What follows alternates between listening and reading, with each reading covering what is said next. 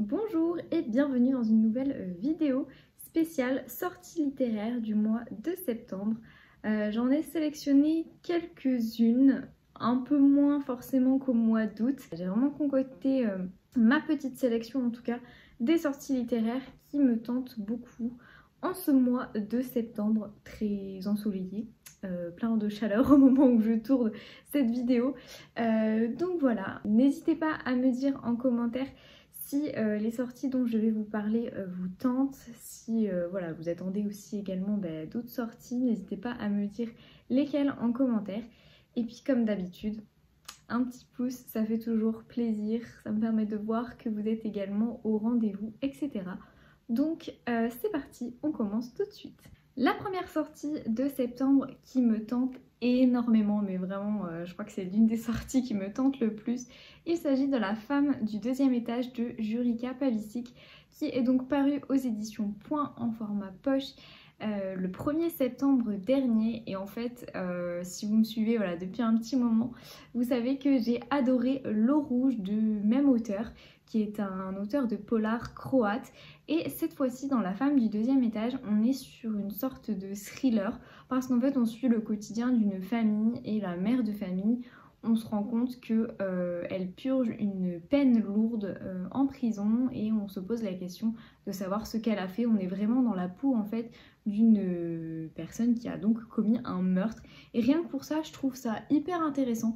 L'eau rouge est complètement différent. La plume de l'auteur, j'avais beaucoup apprécié, assez mélancolique, fluide, mais voilà, avec une petite pointe de mélancolie et de nostalgie que j'avais beaucoup apprécié. Donc j'avoue que cette sortie-là me tente énormément. La prochaine sortie est parue le 6 septembre dernier et il s'agit de L'homme que je ne devais pas aimer de Agathe Ruga. Paru donc au format poche chez Le Livre de Poche. C'est vrai qu'il était paru l'année dernière en grand format, il m'avait bien tenté sur le coup. Et là du coup dans cette histoire on suit en fait l'histoire, la naissance d'une passion amoureuse. On suit une mère de famille, elle a 3 enfants, elle est mariée, en couple, heureuse, etc. Et un beau jour, elle rencontre un homme, alors il me semble qu'il est un peu plus jeune qu'elle, et elle tombe éperdument amoureuse de lui. Ce genre voilà, d'histoire me tente beaucoup. J'apprécie, dans la 4e de couverture, il y avait un petit extrait là du roman et je trouvais que les mots d'Agathe Ruga étaient assez percutants. Voilà, ça me tente bien de découvrir sa plume et du coup je me dis pourquoi pas vu qu'il est paru en poche. La prochaine parution, pareil, me tente beaucoup, mais de toute façon je pense que vous l'aurez compris, là les sorties que j'ai mis au mois de septembre, c'est vraiment celle qui me tente le plus vraiment. Et celle-ci particulièrement, il s'agit du tome 2 des Reines Maudites, donc Anne Boleyn, l'obsession d'un roi. C'est paru donc le 6 septembre dernier au format broché chez Hauteville et c'est donc l'autrice c'est Alison Weir, je sais pas comment ça se prononce. Et en fait cette saga, les Reines Maudites, on suit en fait l'histoire des épouses d'Henri VIII qui à chaque fois vont finir... qui vont mourir de façon tragique, mais je pense que vous connaissez un petit peu leur histoire. Et apparemment, vraiment le tome 1 a eu une bonne presse, il y a eu pas mal d'avis hyper positifs dessus, donc j'avoue que cette saga me tente beaucoup, hein. Fan de romans historiques, forcément j'allais adhérer avec le pitch, et donc là le tome 2 est sorti, donc parfait. Le 7 septembre dernier est paru L'Archipel des Oubliés de Nicolas Beuglet. C'est paru donc au format poche chez Le Livre de Poche. C'est le tome 3 de la trilogie de Grace Campbell. Donc j'ai le tome 1 dans ma palle. Donc là c'est plutôt... Forcément c'est une sortie qui me tente, mais j'ai envie de dire, je n'ai pas lu le tome 1, donc à voir si la saga me plaît. Mais voilà, si la saga me plaît en tout cas, ce sera clairement dans ma wishlist. Un vrai... polar thriller français.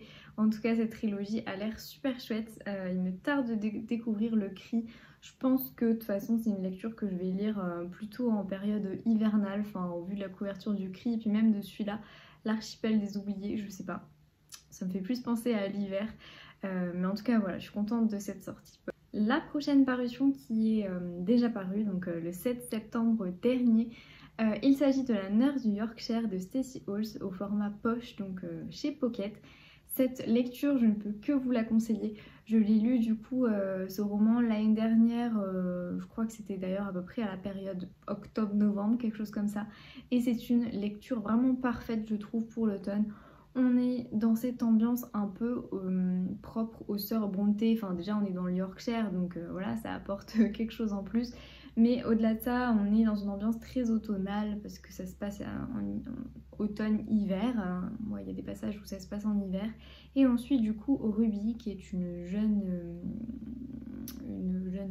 gouvernante, si vous voulez, prête à s'occuper d'enfants. Elle est envoyée, enfin, elle choisit d'aller dans la famille England, donc dans le Yorkshire, de s'exiler loin dans une région qu'elle ne connaît pas. Et tout de suite, en fait, l'atmosphère des lieux, l'atmosphère, même l'ambiance de la famille est très spéciale. Elle se rend compte qu'il y a pas mal de secrets, le père de famille est très énigmatique et la mère aussi un petit peu insaisissable, un peu un fantôme. J'ai beaucoup aimé cette lecture, c'était au niveau de l'ambiance vraiment quelque chose d'assez prenant. Et au-delà de ça, la plume de Stacey Halls, franchement j'adore. J'ai autant aimé La Nurse du Yorkshire que L'Orpheline de Foundling. Il me reste donc Les Sorcières de Pendle à lire. Mais vraiment celle-ci, cette sortie, franchement foncez, c'est une lecture vraiment géniale. Et j'ai oublié de préciser au niveau de la période historique, on est début du XXe siècle aussi, donc ça vous donne un petit peu le ton, l'ambiance, etc.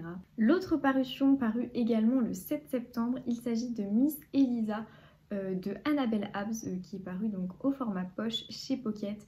J'ai le brochet dans ma pile à lire, il faut que je le lise. Et au niveau du pitch, du coup en fait on suit une jeune femme, on est à Londres dans les années 1830-1840 et elle va être un peu forcée, si vous voulez, d'écrire un livre de cuisine qui finalement va cartonner, et donc on est un petit peu comme ça dans les coulisses de l'écriture du livre. Ça me tente beaucoup, voilà, je pense le lire en tout cas très prochainement là sur ce mois de septembre, je vous en dirai des nouvelles, mais voilà, je suis très contente de sa sortie poche parce qu'il a eu bonne presse, etc. Je pense que je vais apprécier. Également la plume d'Annabelle Abbs, j'avais adoré La fille de Joyce, donc voilà, je suis très contente en tout cas d'avoir un autre roman de l'autrice. La prochaine parution qui donc va paraître très bientôt le 12 septembre prochain, il s'agit de L'appel des colombes de Martha Hall Kelly, qui est publié aux éditions Charleston. Donc le brochet. Martha Hall Kelly, c'est vraiment une autrice que j'adore. Alors là j'ai le roman parce que je suis partenaire, et du coup ils nous l'ont envoyé en avant-première, donc voilà, je suis trop contente. Je vous disais, Martha Hall Kelly, c'est autrice que j'aime beaucoup.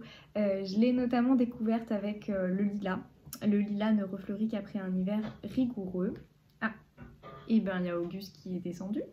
Désolée, il était sur son fauteuil et du coup il vient de descendre. J'espère que ça fait pas trop de bruit. Si, un petit peu quand même. Et donc Martha Hall Kelly, je l'ai découverte avec Le Lilas. Le lilas ne refleurit qu'après un hiver rigoureux, où il est question d'un destin de 3 femmes pendant la Seconde Guerre mondiale. Enfin voilà, c'est une plume qui est très immersive. On est complètement plongé à chaque fois dans des ambiances, et puis même on suit des destins de femmes en fait, des histoires de femmes, des histoires toujours poignantes, bouleversantes. J'ai également lu Le tournesol ne refleurit qu'après un... non, n'importe quoi. Le tournesol suit toujours la lumière du soleil. Bon, à chaque fois c'est toujours très long, là ils ont fait court sur le titre. Le tournesol, c'était cette fois-ci au niveau des États-Unis, au niveau de l'histoire, donc aux États-Unis, pendant la guerre de sécession, donc dans les années 1870 si je me trompe pas. Et on suivait cette fois-ci, pareil encore une fois, des destins de femmes, dont notamment, je me souviens, une jeune esclave. Ça m'avait franchement voilà, émue, touchée, et donc je suis ravie, vraiment super contente de cette nouvelle sortie.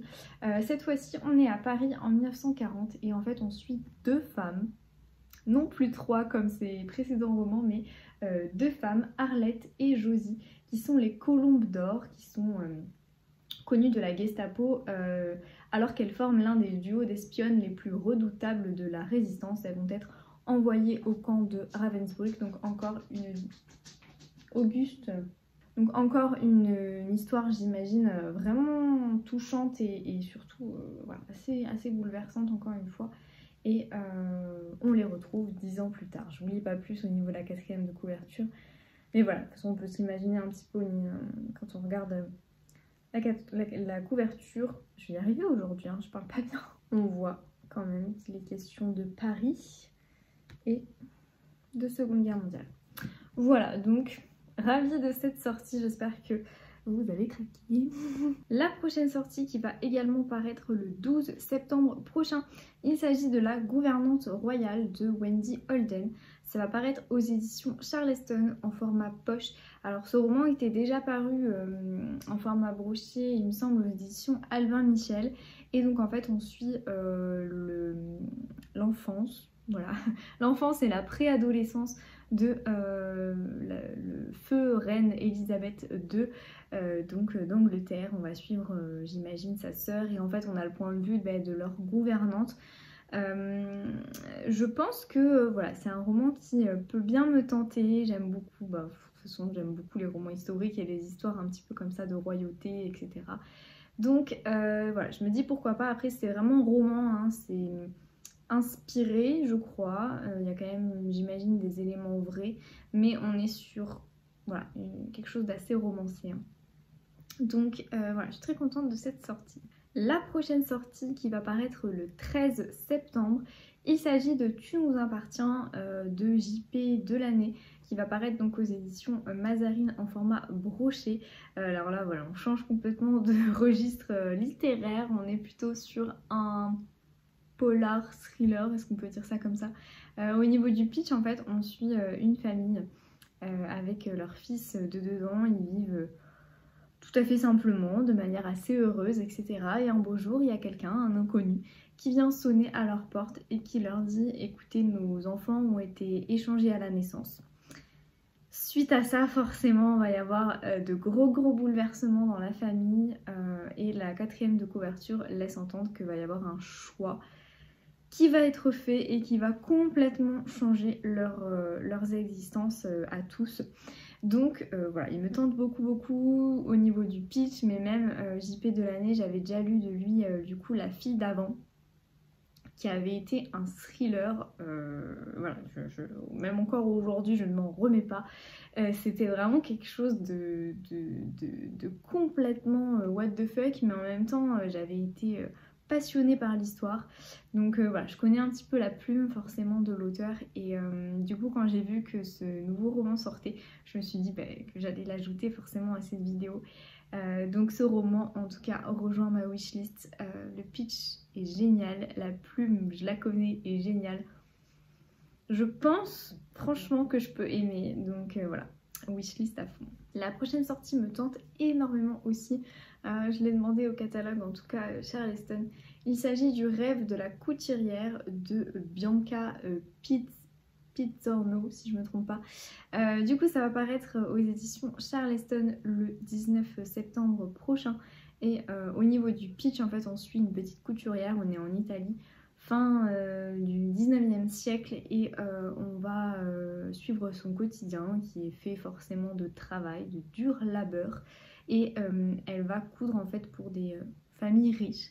Et forcément la couturière, c'est un petit peu celle qui va avoir accès aux coulisses, et elle va découvrir voilà, les secrets en tout cas des familles pour lesquelles elle travaille, les scandales, etc. Et elle a un rêve, c'est de vivre en tout cas d'amour, de son travail, d'amour, voilà, connaître le grand amour, etc. Vivre aussi, elle a une quête d'indépendance indéniable. Et ce genre de roman, franchement, ça me tente beaucoup. Donc voilà, même l'univers comme ça de la couture, alors je fais pas particulièrement de couture, mais c'est un univers, la broderie, la couture, que je trouve vraiment très sympathique à lire dans les romans. Donc voilà, il me tente beaucoup. Le 21 septembre prochain va paraître L'affaire Mitford de Marie-Bénédicte aux éditions donc Presse de la Cité en format broché. Et comme donc son titre l'indique, on va suivre l'histoire, la vraie histoire en fait, hein, des sœurs Mitford. C'est pas juste un cozy mystery, elles ont vraiment existé. On est donc dans le Londres des années 1930 et en fait on va suivre ces 6 sœurs qui voilà, ont une vie assez trépidante. Il y a notamment Diana qui va créer le scandale en divorçant pour devenir la maîtresse du sulfureux Oswald Mosley, chef de file du fascisme britannique. Par exemple, il y a également Unity qui est impulsive, qui va partir étudier en Allemagne. Elle va gagner l'amitié de son idole, un certain Adolf Hitler. Et Nancy, quant à elle, donc elle va avoir forcément le nazisme un petit peu s'immiscer dans sa famille. Elle va décider de rejoindre Winston Churchill et s'allier un petit peu à lui, quitte forcément à trahir donc ses sœurs. C'est une histoire que je connais très peu. Alors je savais que les sœurs Mitford avaient été proches un peu du nazisme, mais voilà, je connais pas du tout leur histoire, donc j'avoue que ce roman me tente vraiment bien. Le 27 septembre, cette fois-ci on fait un petit bond, prochain va paraître Le Nid de Sarah Pearse au format poche, donc chez Le Livre de Poche. C'est un tome 2, alors je crois qu'il peut se lire quand même indépendamment, mais je vous avoue que ouais, j'avais lu le premier tome qui est donc Le Sanatorium qui se passe en hiver, vraiment il est génial là pour la période hivernale. Et effectivement à la fin du Sanatorium, ça laissait penser qu'il y avait une suite, et donc la fameuse suite. Pour vous faire un peu le pitch, on suit toujours une inspectrice de police et cette fois-ci on est en juin en pleine canicule et il y a un groupe en fait qui arrive à Lummen qui est un centre de bien-être luxueux situé sur une île surnommée le Rocher de la Faucheuse. Bon déjà ça annonce un peu l'ambiance. Tous n'aspirent qu'à se détendre mais un corps est retrouvé en contrebas du pavillon de yoga. Et donc Eileen, qui est l'inspectrice de police, est forcément chargée de l'enquête, bien sûr, vu qu'on la suit dans le premier tome. Tout de suite, elle commence un petit peu à émettre certaines théories, sauf qu'il y a un deuxième corps qui est retrouvé mort. Voilà, un bon, je pense, polar thriller. J'avais beaucoup aimé, vraiment, le Sanatorium, donc je suis super contente, là, de cette sortie poche. Je résiste, franchement, je résiste. J'essaye de me dire je suis en aubagne, mais voilà, je résiste. En tout cas, wishlist direct. Le 28 septembre prochain également va paraître au format poche La Déraison de Agnès Martin-Lugan, donc chez Pocket. C'est sa nouveauté, donc grand format de l'année dernière. Et cette fois-ci, je crois, mais je suis vraiment pas sûre, c'est vraiment l'un des plus tristes et en fait... Si vous voulez, on suit une femme qui visiblement est un peu aux portes de la mort et on suit également un homme qui n'arrive pas à en finir avec la vie. Ça a l'air, les sujets ont l'air vraiment difficiles donc je suis pas sûre de le lire tout de suite, très franchement. Mais Agnès Martin-Lugan est l'une de mes autrices préférées donc voilà, je pouvais pas passer à côté de la sortie poche de La Déraison, c'était obligatoire. Le 28 septembre aussi donc sort la nouveauté, le roman grand format de Agnès Martin-Lugan. Il s'agit cette fois-ci de L'Homme des 1000 détours qui va paraître donc aux éditions Michel Lafon. Je dis cette fois-ci parce qu'à chaque fois sur les couvertures et sur les romans, dans les romans en fait d'Agnès Martin-Lugan, on suit des portraits de femmes, des personnages féminins. Et là du coup, hop, nouveauté, c'est un homme. Alors à voir après dans la narration, mais même la quatrième de couverture, on dit que l'un rêve de fonder une famille, que l'autre a fui toute attache, et donc tous les deux se sont rencontrés au milieu de l'océan Indien. Sans rien savoir de leur secret, ils se sont liés d'amitié. Et visiblement, on suit 2 hommes. Donc voilà, moi je suis très contente en tout cas de cette sortie grand format, elle me tente beaucoup. On suit, dans la quatrième de couve, ils mettent des liens du sang aux liens du cœur, l'odyssée d'une famille. Voilà, les liens familiaux, etc. Je pense franchement que ça peut me plaire, à voir. Après, je collectionne un peu les Agnès Martin-Lugan en format poche, donc je vais attendre 1 an. Mais je suis hyper contente de cette sortie qui change un peu. Peut-être que l'autrice avait besoin de se réinventer, je ne sais pas. Mais voilà. En tout cas, sortie, je sais, très attendue par les fans de l'autrice, donc voilà.